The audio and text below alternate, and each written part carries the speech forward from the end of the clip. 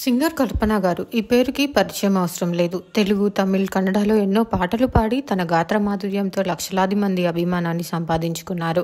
కేవలం పాటలతోనే కాకుండా సింగింగ్ రియాలిటీ షోస్లో జడ్జిగాను, బిగ్ బాస్ తెలుగు సీజన్ 1లో వన్ ఆఫ్ ద కంటెస్టెంట్గా కూడా మెప్పించారు కల్పన గారు. కల్పన గారికి మ్యారేజ్ అయ్యి ఆమెకు ఒక పాప కూడా ఉన్నారు. అయితే ఎప్పుడు న్యూస్లో కనిపించని ఆమె నిన్న రాత్రి హైదరాబాద్లోని తన ఇంట్లో ఆత్మహత్య చేసుకున్నారనే వార్త అందరికీ షాక్ ఇచ్చింది. కల్పన గారేంటి ఆత్మహత్య చేసుకోవడం ఏంటి అని అంతా షాక్ అవుతున్నారు. అయితే నిన్న ఆమెని పోలీసులు హాస్పిటల్ కి తరలించగా చికిత్స అనంతరం ఆమె ఆరోగ్యం నిలకడగా ఉందని తెలుస్తోంది. ఆమె ఆత్మహత్య చేసుకున్నారంట అంటూ రకరకాలుగా కథనాలు బయటకు వస్తుండడంతో కల్పన గారి కూతురు మీడియా ముందుకొచ్చి అసలు విషయాన్ని వెల్లడించారు.